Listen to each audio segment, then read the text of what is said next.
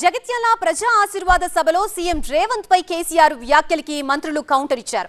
మరో 10 ఏళ్లు కాంగ్రెస్ అధికారంలో ఉంటుందని, ప్రభుత్వ సంక్షేమ పథకాలే గెలుపు గుర్రాలన్నారు మంత్రి పొన్నం ప్రభాకర్. ఓఆర్ఎన్ని కేసీఆర్ కుదోపెట్టారని, రాష్ట్రాన్ని అప్పుల పాలు చేశారని మంత్రి అడ్లూరి లక్ష్మణ్ విమర్శించారు. కేసీఆర్ ఫిరాయింపులకే పితామహుడని, మహిళలకి ఉచిత బస్సు రద్దు చేస్తామనడం సరికాదన్నారు మంత్రి సీతక్క.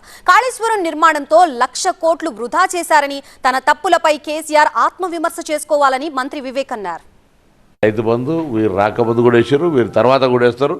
రైతు బంధు వేస్తామని వేస్తాం, రుణమాఫీ చేస్తామని చేసినాం, ఉద్యోగాలు ఇస్తామని ఇచ్చినాం, పిల్లల రైతు ఛార్జీలు వేస్తామని పెంచినాం, బోనస్ ఇస్తామని ఇచ్చినాం. వడ్లు మీ లెక్క కొట్టి ఉరేసుకోవాలని ఉంటలేం, కొంటాం. 200 యూనిట్లు ఇస్తామని ఇచ్చినాం. ఇంకే 1-2 ఉండొచ్చు ఇవ్వాల్సినవి, దానికి ఎవరితో చెప్పించుకునే అవసరం లేదు. మీరు చేసిన ఆర్థిక సంక్షోభం వల్ల అయిపోతుండొచ్చు, తప్పకుండా అవి కూడా అచీవ్ చేస్తాం. 10 సంవత్సరాలు ప్రజాపాలన ప్రభుత్వమే, కాంగ్రెస్ ప్రభుత్వమే అని చెప్పగానే చెప్తున్నారు వాళ్ళు. ఆ రోజు చివరిన టింగ్ టింగ్ టింగ్ టింగ్ అని మీకు రైతు బంధు మీ అకౌంట్లో పడేది అన్నాడు. రింగ్ రోడ్ను అత్యంత తక్కువ ఒక ఏజెన్సీకి ఇచ్చినటువంటి రికార్డులో ఉన్నటువంటి అంశాన్ని ఈరోజు మీ ముందు పెడుతున్నాను. ఆ విధంగా రాష్ట్రాన్ని అప్పులపాలు చేసి ఒక పేదవాళ్ళకు ఒక డబుల్ బెడ్రూమ్ ఇల్లు ఇవ్వలే, ఒక రేషన్ కార్డు ఇవ్వలే, ఒక సన్న బియ్యం ఇవ్వలే, ఎలాంటి సంక్షేమ కార్యక్రమాలు చేయకుండా 2 సంవత్సరాలు 4 నెలలకే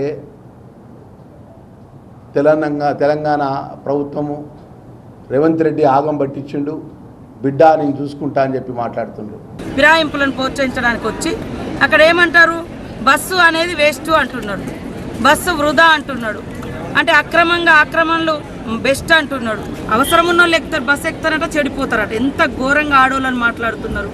అంటే కేసీఆర్ బుద్ధి, కేసీఆర్ ఆలోచన మహిళలకు వ్యతిరేకం. వాళ్ళ కొడుకేమో బస్సులు ఎక్కుతారు, వీళ్ళు డ్యాన్సులు చేసుకోండి, క్యాబరెట్ డ్యాన్సులు చేసుకోండి, కూరగాయలు కోసుకోండి, ఉల్లిపాయలు వేసుకోండి అని ఆయన అంటాడు.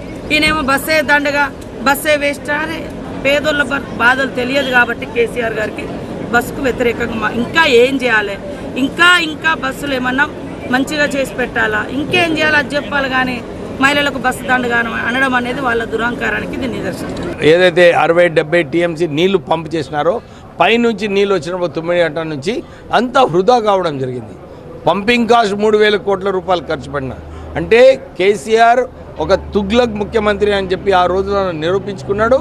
దాన్ని మళ్ళీ ఈరోజు కూడా మనం చూస్తే అన్ని పెద్ద నిర్ణయాలు తెలంగాణ ప్రజలకు ఏదైతే అన్యాయం అయిందో ఈ కమిషన్ల ద్వారా, ఈ ఇన్వెస్ట్మెంట్స్ ద్వారా నిజంగానే కేసీఆరే ఆయన ఆత్మవిశ్వాసం చేసుకోవాలి.